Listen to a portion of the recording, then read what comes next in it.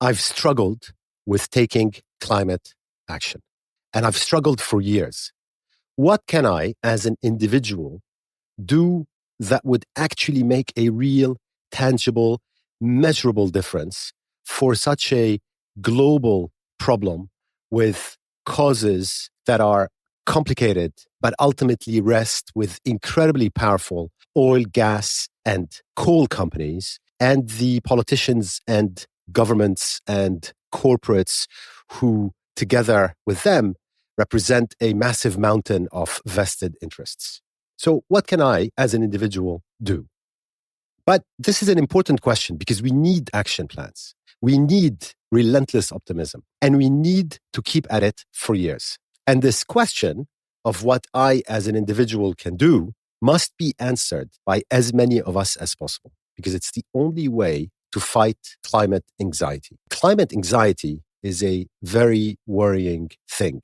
It's a big, big thing around the world. A recent survey of 10,000 people aged 16 to 25 around the world reported some alarming findings. 59% were either very or extremely worried about climate change. 84% were at least moderately worried. Over 50% felt sad, anxious, angry, powerless, helpless, and guilty. And 45% said their feelings about climate change negatively affected their daily life. Finally, and interestingly, people rated the governmental response to climate change negatively and reported greater feelings of betrayal than of reassurance. And that really tells you all you need to know, right? Because it's not that surprising. Governments, politicians, institutions, companies have a clear and very transparent track record of over 30 years. And it goes like this. Today, in 2022, emissions are still rising. And that automatically means that they have failed. So I wanted to share with you today the 5 different ways I am using to take climate action. Welcome to episode 63 of the Angry Clean Energy Guy with me, Asad Razouk. I am so happy you're here. Thank you.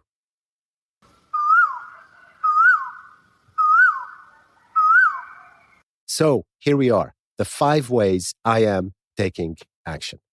3 of them are out there in the public domain, but, and this is super exciting as far as I'm concerned, 2 are new, and I'm sharing them for the first time on this episode 63. So first, I run a Singapore headquartered renewable energy business entirely focused on deploying solar, wind, and batteries across Asia. That's pretty straightforward. There's a lot more information on what I do there on the web, and the business is called Guren Energy. Let's call that action one can take where they are employed. The second thing I do to take climate action is I am a trustee of 2 amazing NGOs. One is called Client Earth, and Client Earth, for those of you who don't know them, uses the law to accelerate climate action. And the second NGO is called EB Impact, and it's focused on delivering training and programs to Asia Pacific's underserved communities, and God knows there are many, with a focus on youth to generate positive, sustainable development impact. It's all about communicating knowledge to younger generations so that they know how to make a difference.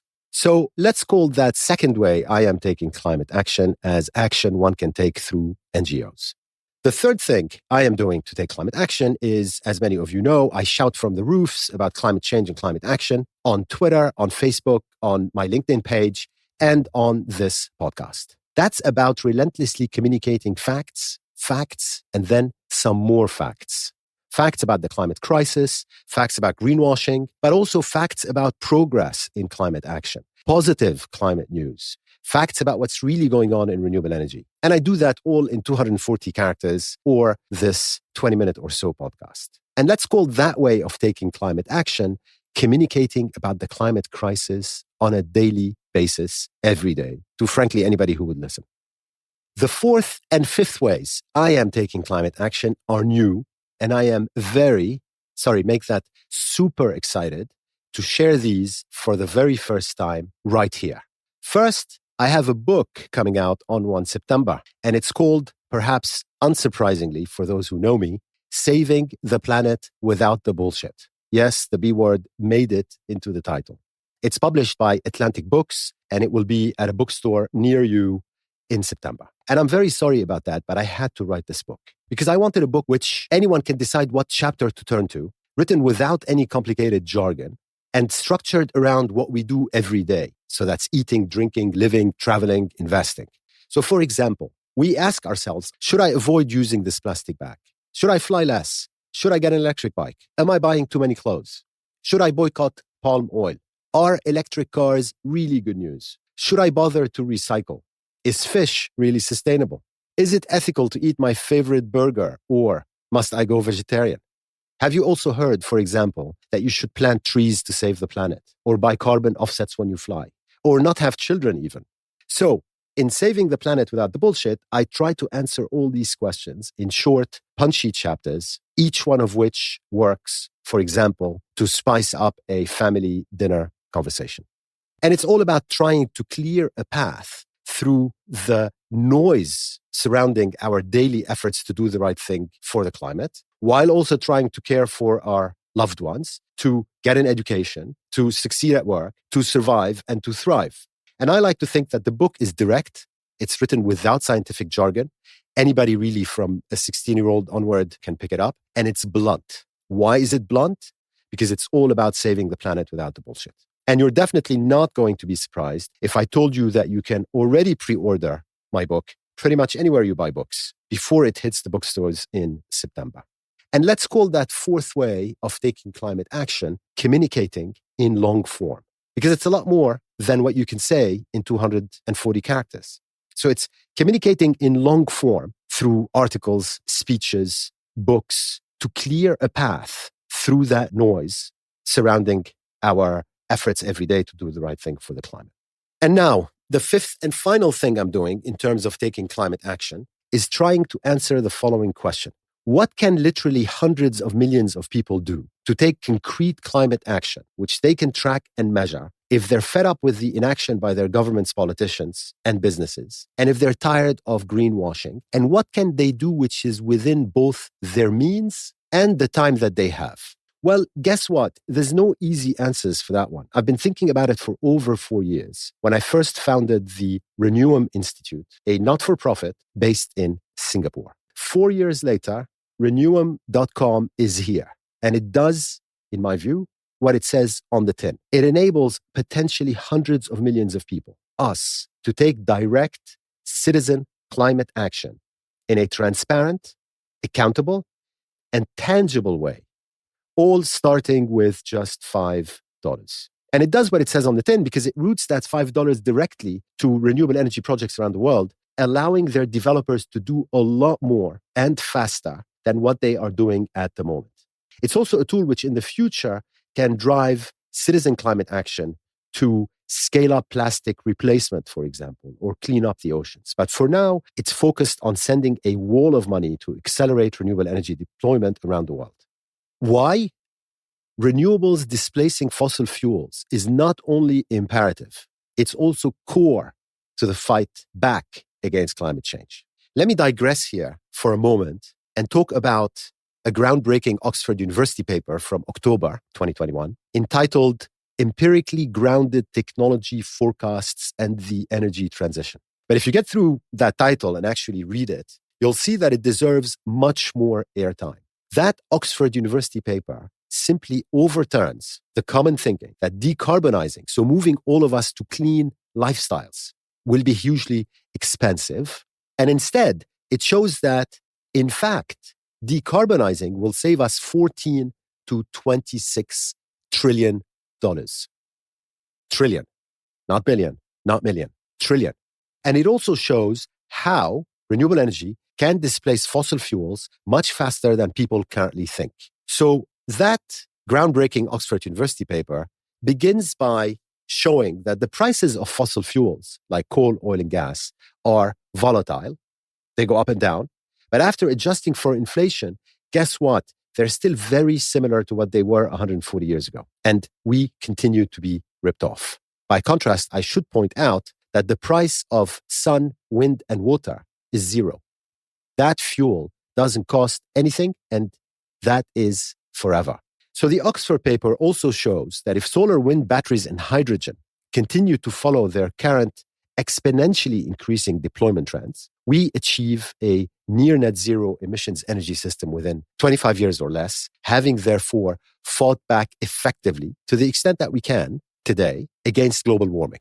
And the reason I say to the extent that we can today is because some global warming, probably 2 degrees Celsius above pre-industrial times, is already baked in. However, even though it's already baked in, every 0.1 degrees Celsius matters, because a world at 2.6 degrees Celsius of heating above pre-industrial times is a much worse world than one at 2.5 degrees Celsius, and so on. The Oxford researchers then digress slightly, just like I'm doing now, and they show that about 3,000 past projections of renewable costs have been too high. So there are 3,000 predictions of solar and wind and battery costs that concluded wrongly that the future prices were going to be X, Y, and Z, when in fact they turned out to be cheaper. These papers predicted an annual rate at which solar costs, for example, would fall between 2010 and 2020 of 2.6%. What was actual? 15% per year.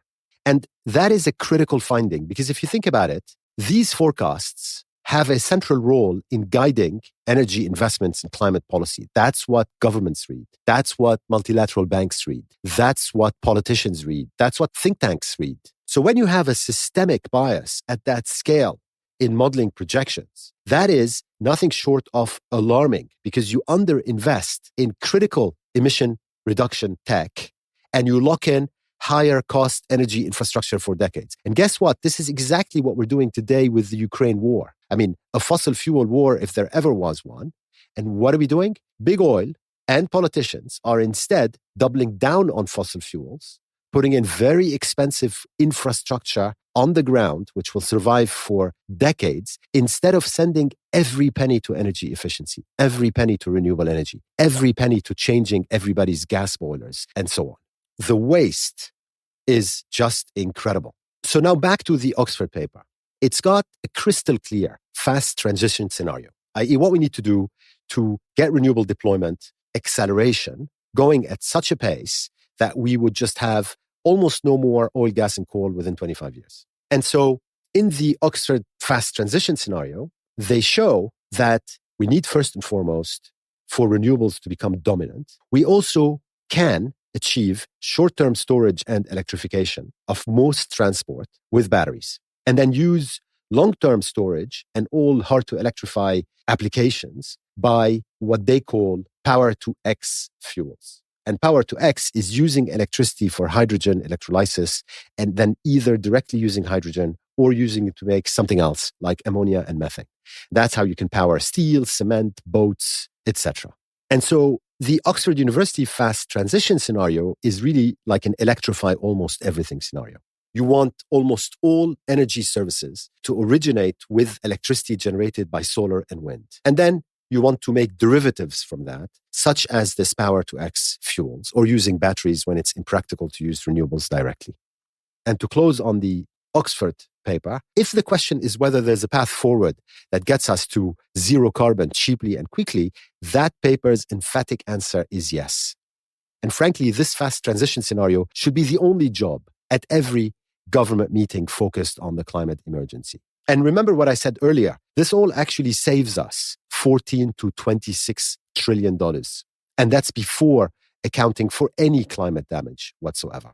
But you know what? We can help too. We, the citizens. We can send a wall of money to renewable energy developers around the world. And that's why Renewum is here. Now, let me explain Renewum very briefly. And there's a lot more information on renewum.com if you want to know more. So, as I said, at its core, it's a tool to send money where it's needed the most in order to effect direct action on climate change. Why? Because it gives anybody the chance to take matters into their own hands. You don't have to actually ask any government or politicians or your employer or anybody else for permission. And if any of us do it, we help make the Oxford fast transition scenario happen.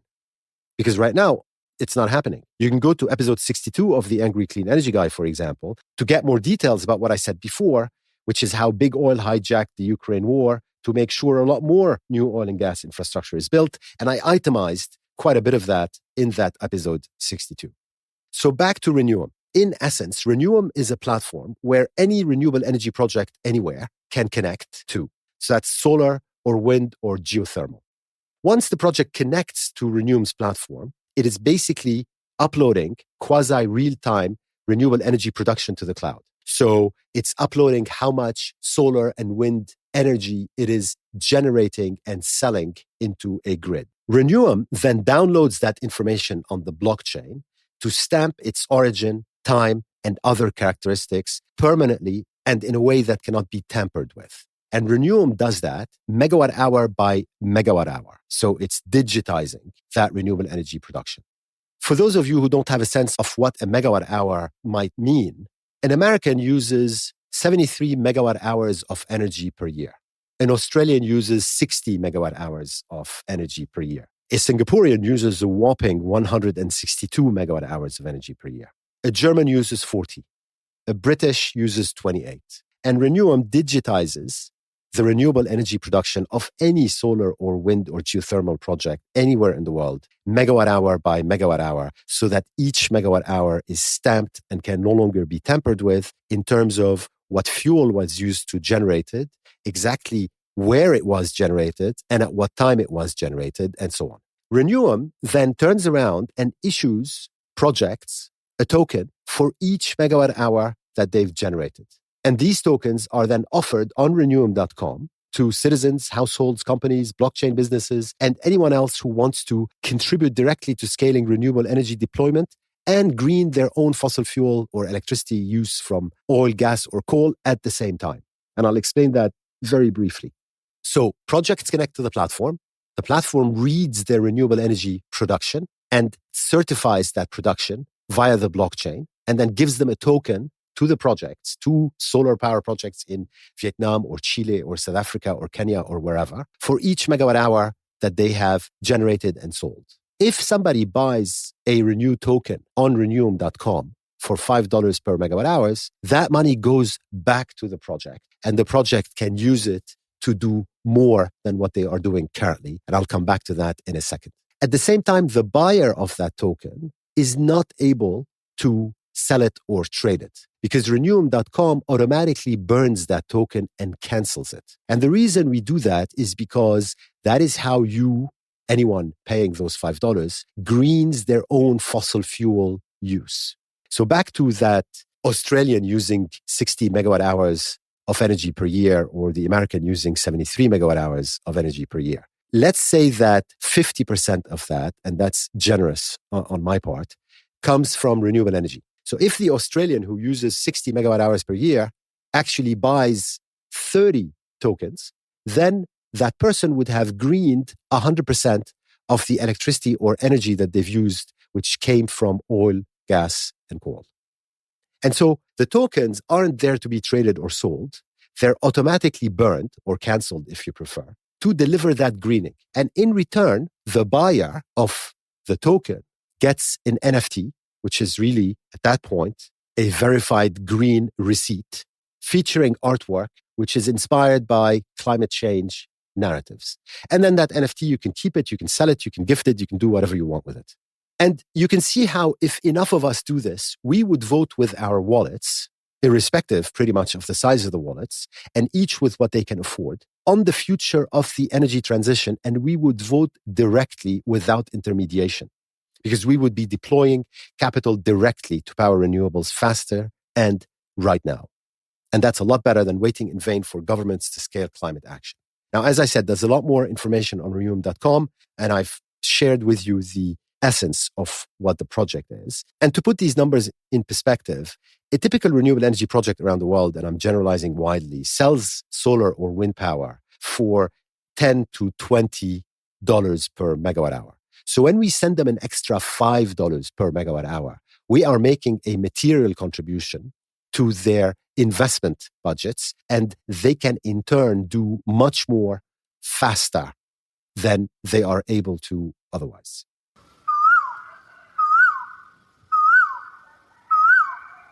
thank you so much for staying with me this far. Climate change is not a topic where we can afford to be despondent and then sit on the sidelines. Because in reality, there's no alternative for pushing every day so that as many of us as possible take some form of climate action. Each, of course, within the bounds of what they are able to do. As I said before, that's because 0.1 degrees Celsius of global warming can make an enormous difference. So individual action matters, and it matters enormously. And so to bring all of this podcast together, we can take individual climate action in lots of ways. We can take action where we're employed, and that's what I do in my job. We can take action through NGOs, and that's what I do at Client Earth and EB Impact. We can take action by communicating daily and via many other communication means, and that's what I do on social media.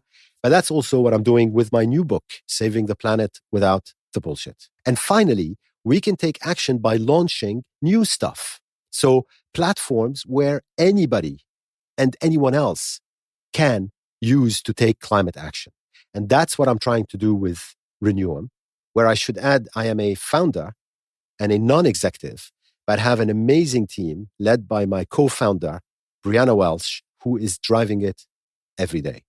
And I always try and remember why we need to do all this. We have to resist oil, gas, and coal companies trying to shift the burden of what they have caused to us individuals. Instead, we must compel them to assume their immensely larger responsibility. Thank you so much for listening to this episode 63 of the Angry Clean Energy Guy with me, Asad Razouk, and have a great couple of weeks.